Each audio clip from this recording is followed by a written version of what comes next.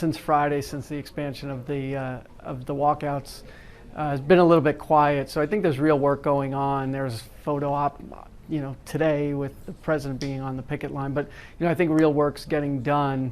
And I've said this all along. I think really for the manufacturers, it's about flexibility to rationalize capacity and headcount going forward. And for the union, it's about sharing in the profitability that the automakers have had over the past 10 years. 40% increase in pay. Kevin, president says yes.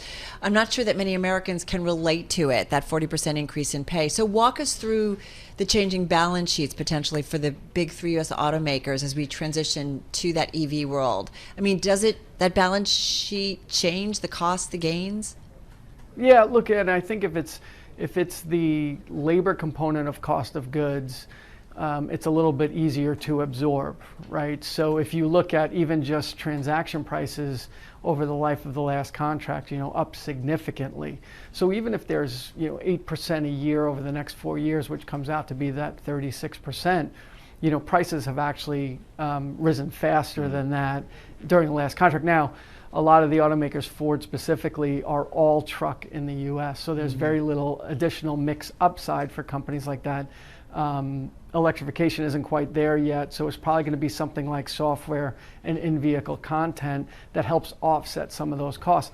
But where it would really hurt and impact the balance sheet would be in, a change in sort of the pension, the healthcare, some of those long-term legacy costs, or being tied into a specific headcount and capacity level that just isn't sustainable as volume declines and continues to decline going forward. Diana, we talked with you on Friday, so thank you for coming back. You work closely with the dealerships. Remind our audience what you are hearing from them and how you are thinking about this in regards to them. Yeah, I think that there's a lot of confusion that's going on, and I think the worries that if you are a GM, Ford, or Stellantis dealership right now, you're not sure where your parts are coming from, and you don't know where your vehicles are going to be coming from in the future.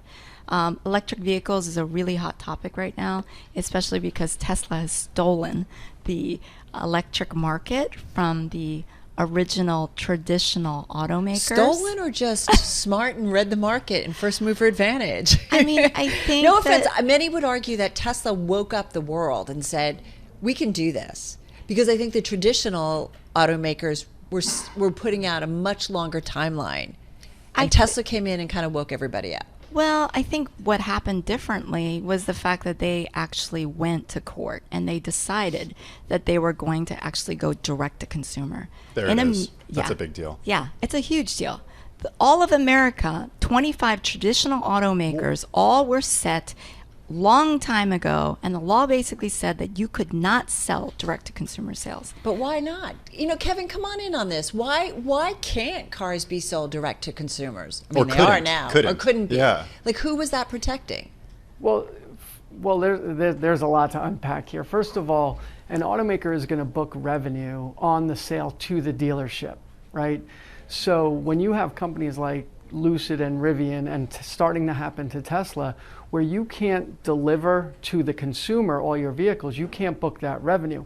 And that's where these price cuts are coming from, right? You're paying to build the vehicle, so all that cost is in your cost of goods, but you're not booking revenue until you sell it or deliver it to the consumer and they pay for it. Where everybody else with a franchise model is booking revenue. So your gross margin is consistent because your revenue is booked and offsetting your cost of goods on the sale to the dealership. The other thing is, look, if there's a 10% haircut in what the manufacturer takes in selling the vehicle to the dealership wholesale, there's no way ever that any automaker at scale is going to recreate the franchise model and deliver and support and service vehicles at a margin better than 10% ever. So the direct sales model isn't scalable. I mean, people talk about how great it is for Tesla, but it's not, right? And it's not scalable, and it's not sustainable, and it's not something that the legacy automakers can move to. But one challenge there, Diana, and feel free to just jump in here. Yeah. Is if you're a car dealership, you're making so much of your money based on servicing internal combustion engine vehicles. Absolutely. Somebody brings in a car to get an oil change, you're Absolutely. making money on that. Yeah. You know what doesn't need an oil change? An EV. Right. But at the end of the day, not all automakers are going to make it, right? You've got all of the traditional automakers, including the big three, now actually coming out with electric vehicles. You have Tesla, you have Lucid, you have Rivian, you have Polestar, you have BYD, Chinese automakers coming in. Sony Honda is building a vehicle and releasing their car in 2026. Overall, not everybody's going to make it, and they're going after hard dollars for EV. Now, what has happened with Detroit Big Three? They will lose ground right now on EV, selling EV, leasing EV, at the end of the day, if they don't resolve the UAW strike, right? And that's my fear, because when somebody leases a vehicle for 3 years, you're locked. For 3 years, you cannot make another brand decision after that.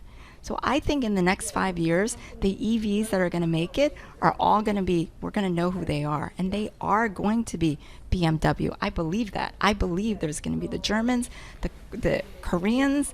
I think that Japanese brands like Toyota is going to actually also What make about the it. big three U.S.? That's what I'm fearing. Like, What are you afraid of? if the UAW strike doesn't get resolved eventually, we will not be able to produce these electric vehicles. So, but and but there's resolution, and then there's like, what's the resolution that needs to happen? that Not just be done. we just have to negotiate where it's fair for everybody. But overall, I want the Detroit Three to make it. Yeah. These are the only automakers in the U.S. Well, we can't not have the U.S. market. Apart from So- Tesla. Yes. So Kevin, come back course. here. I mean, what is the right balance? Does it make sense that workers get more money? I mean, that's the backbone of these automakers, but at the same time, you don't want to increase those legacy costs so that, I don't know, 5 years from now, you're looking at an industry that, like we saw before the great financial crisis, right?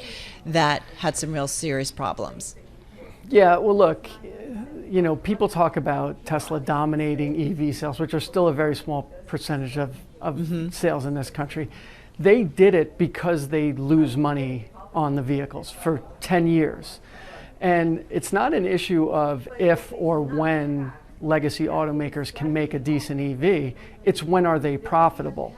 And that's why you get slow moving or a slow play by the domestic manufacturers.